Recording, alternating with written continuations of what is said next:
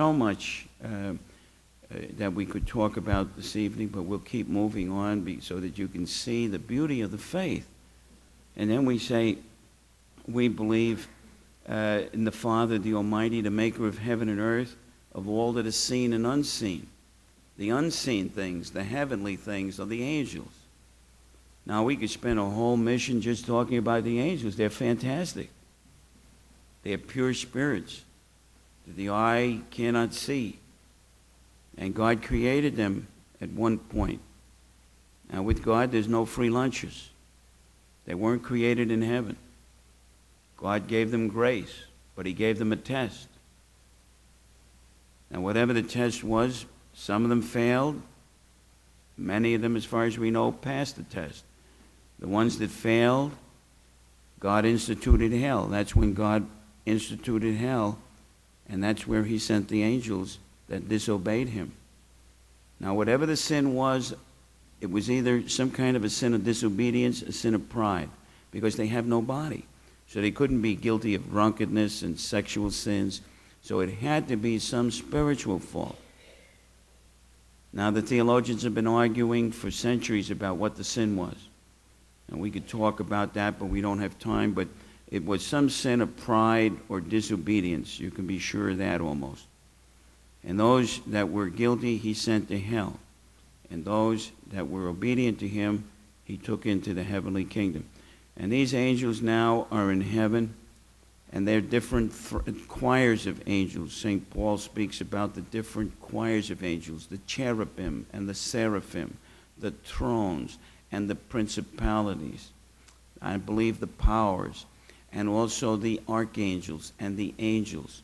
You have different works for the different angels, and they are beautiful creatures. And some of them have been appointed to watch over us individually. It's common teaching in the church that we all have a guardian angel that watches over us during our life and undoubtedly brings down messages from God and also takes our prayers surely into heaven. And I remember my own mother years and years and years ago when I was only about 2 years of age learning the angel guardian prayer. O angel of God, my guardian dear, to whom his love commits me here, ever this day be at my side, to light and guard, to rule and guide. And I think that all of us should say that every day to our guardian angel. We'll only know at the end how many times we've been spared death through the guardian angel. I know when I get on the airplane and I fly a lot, I always say if there's an angel watching over this plane, or angels take us safely away and into the ground and home, and that all the guardian angels of all the people on the plane, that you'll protect us. And then I say the prayer to my guardian angel to watch over me on this flight.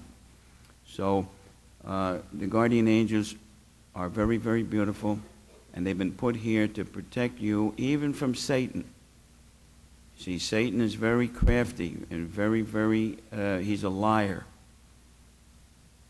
And don't play around with Satan.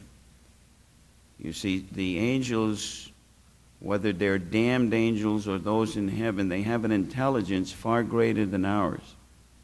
See, we have a rational intelligence. We go from what we know to what we don't know. The angel knows everything by intuition. When an angel sees a piece of wood, it knows everything about wood right away. Doesn't have to figure anything out. We have to look at wood and say, I can make fire out of that. And then maybe a long time later, hey, I can make furniture out of that. I can make a boat out of that. And later on, many centuries later, we can make paper out of that. The angel knows all that immediately once it knows a piece of wood. It has an intuitive intelligence. And that is why they went to hell directly when they sinned. Because even if God were to go to hell tonight and give the angels another chance, they don't want another chance. They made a final decision. They'd rather stay in hell than say yes to God. They said no a long time ago, and they'll say no now and forever. That's the kind of intelligence they have. And when you and I come up against the angelic spirits, we have to be very careful.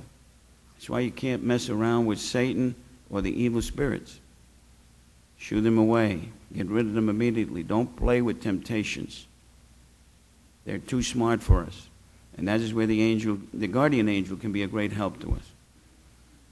Now, again, we could spend a long time on the angels. The angels are very interesting. And they're all through the Bible. My goodness, read about them. In the Old Testament, the New Testament, the night Jesus was born, the angels were out there singing, "Glory to God in the highest." When he was being tempted in the desert, they were there. The night before he died, one of them was in the garden watching over the Lord. They're all over the place in the Bible. So hopefully you'll be able to see these angels in the Old Testament and New Testament. Very beautiful.